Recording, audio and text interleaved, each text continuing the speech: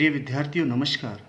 आज हम जिस विषय पर चर्चा करने जा रहे हैं उसका शीर्षक है भारतीय राष्ट्रीय आंदोलन में गांधी जी का योगदान। भारत की महान शख्सियत मोहनदास करमचंद गांधी के लिए सही संबोधन चुनना सरल नहीं है।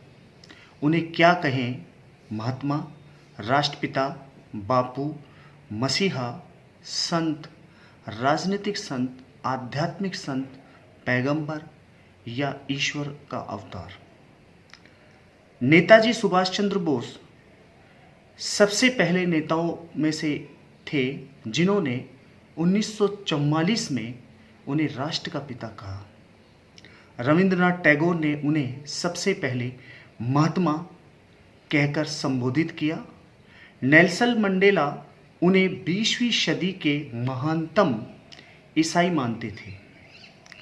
भारतीय नेताओं ने उन्हें बापू या महात्मा आदि नामों से कह करके अभिहित किया है। आज हम गांधी जी के जीवन के संबंध की ऐसी घटनाओं, उनके अनछुए पहलुओं को जानने का प्रयास करेंगे और किस प्रकार से उन्होंने भारतीय राष्ट्रीय आंदोलन, जो भारतीय राष्ट्रीय कांग्रेस के नेतृत्व में चल रहा था, इस आंदोलन को उन्होंने किस प्रकार से 1915 के बाद गति दी और देश को आज़ादी दिलाने में उन्होंने अपना किस प्रकार से योगदान दिया। लेकिन हमारे समक्ष वर्तमान समय में गांधी जी के विषय में अनेक ऐसे प्रश्न पैदा होते हैं। राजस्थान विश्वविद्यालय के प्रोफेसर, राजनीति विभाग में रहे प्रोफेसर एस.एल. वर्मा, जिन्होंने अपनी पुस्तक गांधीय अहिंसा, मैं यहाँ उनके द्वारा इस पुस्तक के अंदर कुछ बातें जो कही गई है उनका जिक्र करना अवश्य चाहूँगा। वर्तमान समय में गांधीवादियों के अनेकानेक वर्ग पाए जाते हैं, लेकिन यह प्रश्न उठता है कि गांधीवादी यथार्थ गांधी और जन गांधी के मूल्यों और मान्यताओं को क्यों नहीं अपनाते। वास्तविकता यह है कि गांधीवादियों को असली या यथार्थ गांधी की शर्तें एवं सीमाएं स्वीकार नहीं। इन्हीं शर्तों एवं सीमाओं को रद्द करने के लिए उन्होंने अपना दिखावटी गांधी या गांधीवादी गांधी खड़ा कर लिया है। ऐसे ही नव गांधीवादी स्वनिर्मित गांधीवादी सिद्धांतों पर वर्तमान विश्व व्यवस्था का पुनर्निर्माण करने का दावा भी करते हैं। इस तरह गांधीवादियों का गांधी अनजाने में ही आम आदमी को सामान्य जीवन का निषेध करते हुए उनका शोषण और हिंसा सहन के लिए विवश कर देता है। अन्य स्तरों पर उन्हीं हिंसा को बढ़ावा और बुलावा देती है।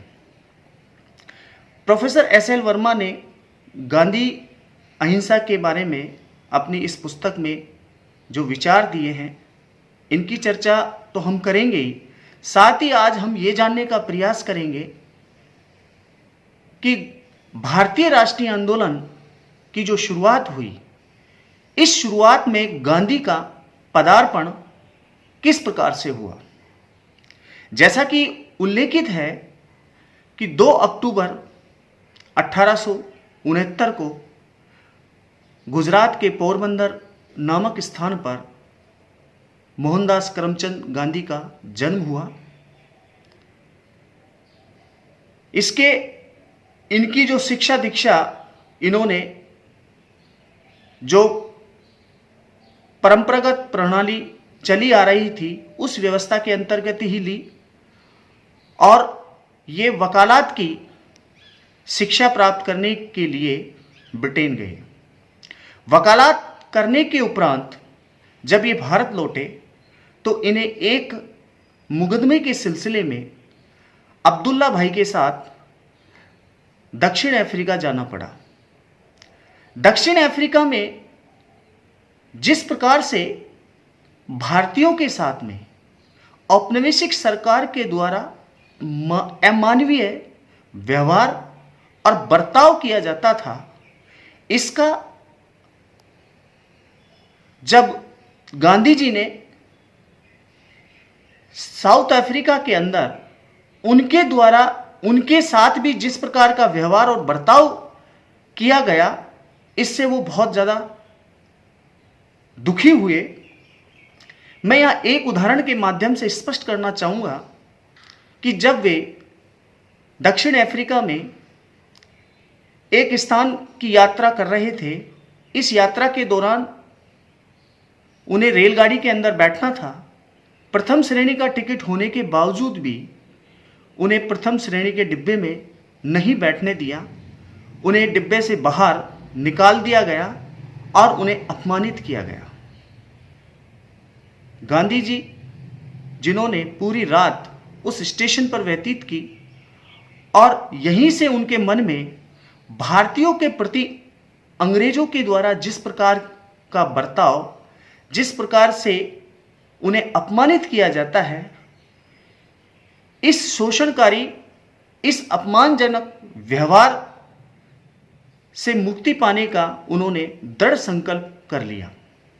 कहते हैं कि उन्होंने 1893 से लेकर के 1914 तक, जो कि एक काफ़ी लंबे समय था, दक्षिण भारत में अपने प्रवास काल के दौरान उन्होंने औपनिवेशिक सरकार के विरुद्ध मोर्चा खोला और भारतीयों को जो कुली कह करके बुलाया जाता था, उन्हें हर समय अपमानित किया जाता था।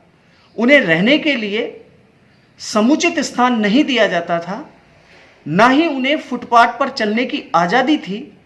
रात्रि 9 बजे के बाद तो ऐसे कई दक्षिण अफ्रीका के शहर थे जिनमें भारतीय नहीं निकल सकते थे, ना ही फुटपाथ पर चल सकते थे।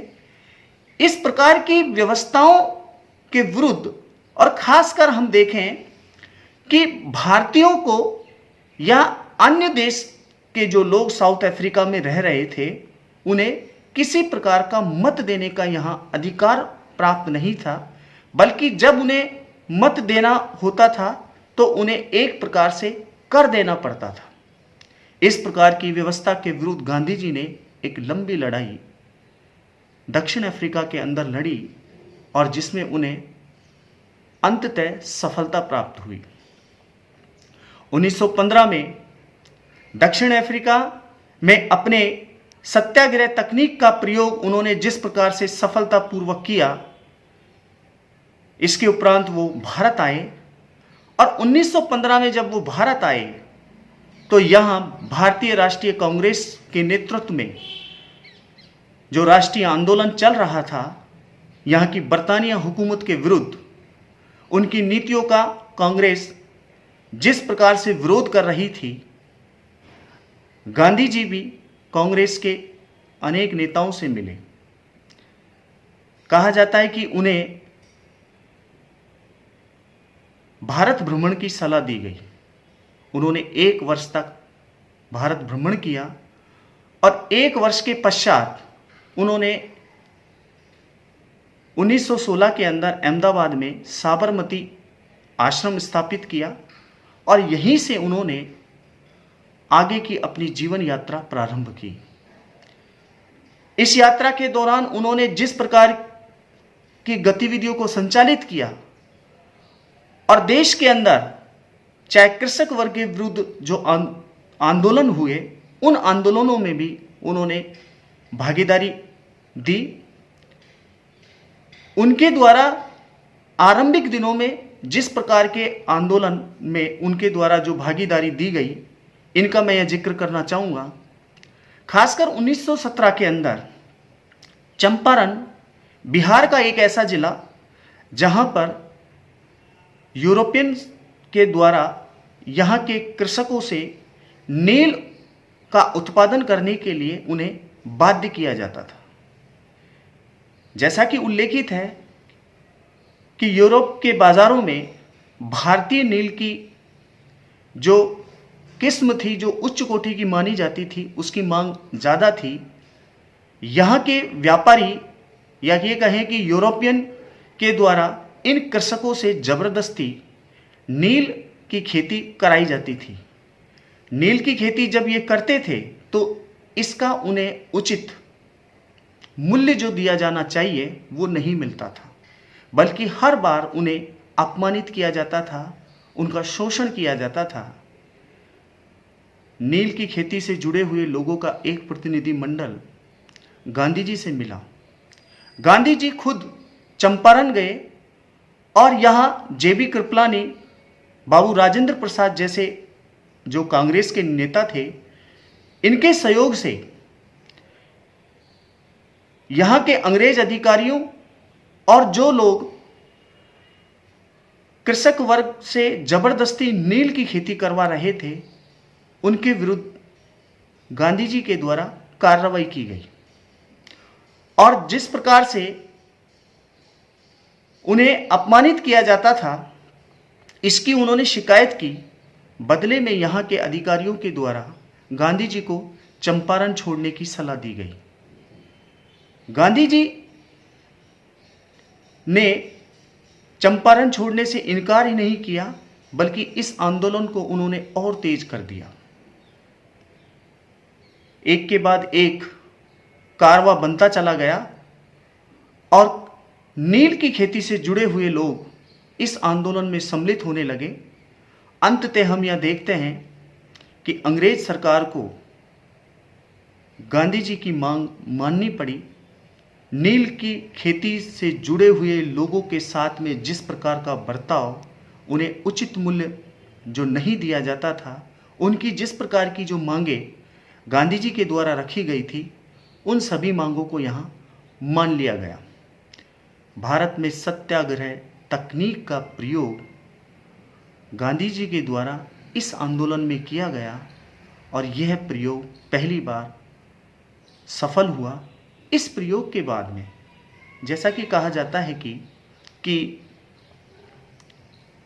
1917-18 के अंदर ही अहमदाबाद के अंदर मील मजदूर और मालिकों के बीच में 35% मजदूरी बढ़ाने को लेकर के लिए एक विवाद हुआ। मजदूरों की मांग थी कि उनकी मजदूरी बढ़ाई जाए, लेकिन मालिकों ने मजदूरी बढ़ाने से मना कर दिया। इस आंदोलन में भी गांधी जी ने अपनी महत्वपूर्ण भूमिका निभाई और उन्होंने मील में काम करने वाले मजदूरों को हड़ताल करने की सलाह दी। साथ ही उन्होंने इस बात की भी हिदायत दी कि हड़ताल के दौरान किसी प्रकार की हिंसक गतिविधि को अंजाम ना दिया जाए या हिंसात्मक तरीके से आंदोलन ना किया जाए। इस आंदोलन को और तेज देने के लिए गांधी जी ने आमरण अनशन शुरू कर दिया।